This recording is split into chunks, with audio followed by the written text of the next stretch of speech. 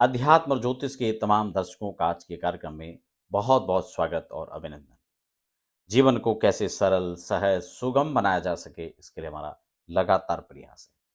और इसी श्रृंखला में आज आपको जो मैं उपाय बता रहा हूँ, आज जो विधि आपको मैं यहाँ पे संक्षिप्त रूप से बता रहा हूँ, आपको कुछ नहीं करना है। कुछ दीपक आपको सरसों के तेल के बनाने और आपको दान करना है। वो दीपदान कैसे होगा, उसका शास्त्रीय पक्ष, शास्त्रीय विधि में आपको बताऊंगा।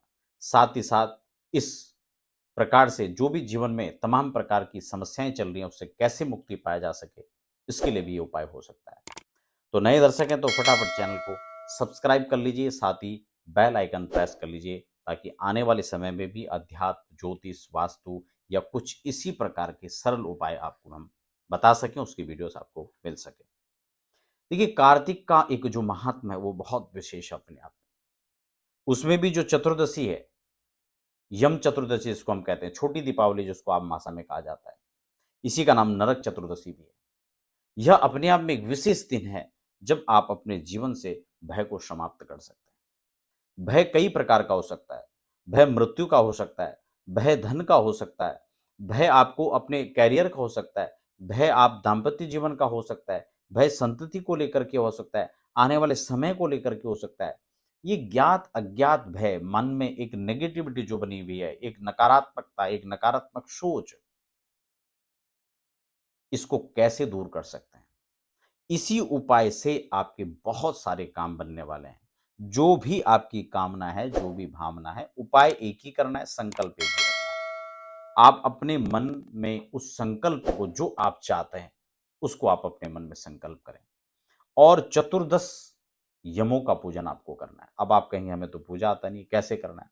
मैं आपको बताऊंगा, बहुत संक्षिप्त में बताऊंगा, आप कर पाएंगे उस विधि से बताऊंगा। आपको कुछ भी नहीं करना है। आप घर में तो घर में कर सकते हैं, गौशाले में तो वहां पर बहुत अच्छा माना गया है। किसी नदी के तट पर, गंगा आदि नदियों के तट पर, गंगा, यमुना, शिप्रा, सरस्वती, नर्मदा, कृष्णा, कावेरी, कहीं भी नदियों के तट पर है तो वहां पर जाकर करें। करना क्या है, आपको 14 दीपक ले लेने हैं, छोटे छोटे दीपक। दीपक नहीं है तो पत्ते में भी आप 14 दीपक, रुई की बत्तियां बनाकर आप रख सकते हैं। उनको सरसों के तेल से भिगा लीजिए। दीपक है तो प्रॉपर दीपक में सरसों का तेल डालकर आप 14 दीपक तैयार कर लीजिए। हाथ में कुछ पुष्प, चावल, गंध हो तो और बहुत अच्छी बात है, गंधाक्षत पुष्प ले लीजिए। और प्रत्येक 14 यमों को आपने 14 दीपदान करने हैं। सभी अज्ञात ज्ञात भय से आप निश्चित रूप से मुक्त हो जाएंगे। बहुत बड़ी विधि है, लेकिन करना कुछ नहीं है। संक्षिप्त रूप में 14 दीपदान करने हैं। कार्तिक मास के महात्म में दीपों का विशेष दान का महत्व है। आपने क्या करना है, दक्षिण की तरफ मुख कर लेना है। एक एक नाम मैं आपको बता रहा हूं, ऐसे ही आपने नाम उच्चारण करने हैं। सबसे पहले यम को दीपदान करना है। ओम यमाय नमः, गंधाक्षत पुष्प छोड़ करके एक दीपक दान कर देना। ठीक हो गया। फिर धर्मराजाय नमः, धर्मराज के लिए दीपक दान करना है। फिर मृतवे नमः, तीसरा दीपक। अंतकाय नमः, एक और दीपक रख दीजिए। वैवस्वताय नमः, एक और रख दीजिए। कालाय नमः, एक और दीपक रख लीजिए। सर्वभूतक्षयाय नमः, एक दीपक और रख लीजिए। औदंबराय नमः, एक और रख लीजिए।